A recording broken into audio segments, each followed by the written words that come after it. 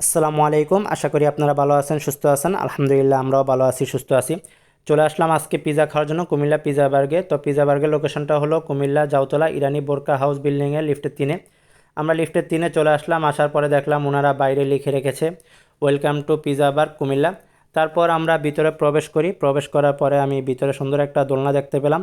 সেখানে অনেকে ছবি তুলতেছিল, আমরাও সেদিন ছবি তুলি। আপনারা আসলে ছবি তুলতে পারবেন, জায়গাটা অনেক সুন্দর। তারপর এক ভাই জিজ্ঞাসা করলো যে আপনারা কতজন এসেছেন। বললাম আমরা 3 জন এসেছি। তারপর সে আমাদের একটা জায়গা দেখিয়ে দিল, সেখানে 3 সিট খালি ছিল। তো আমরা ওখানে গিয়ে বসলাম।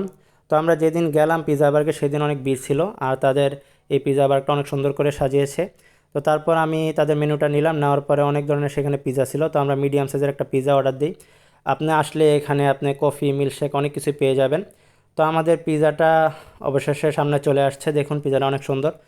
তো আমরা সেদিন 3 জন গিয়েছিলাম, আমি, আমার মামাতো ভাই আরমান আর শিহাব। তো শিহাব দেখুন পিজাটা কেটে দিচ্ছে। আমি আপনাদের দেখানোর জন্য প্রথমে এক পিস পিজা আমি প্লেটে নিয়ে নিই, তারপর একটু সস দিয়ে আমি খাই। তো আলহামদুলিল্লাহ তাদের পিজাটা অনেক ভালো ছিল। আপনারাও আসবেন এখানে পিজা বার্গে, অনেক ভালো ছিল তাদের খাবার।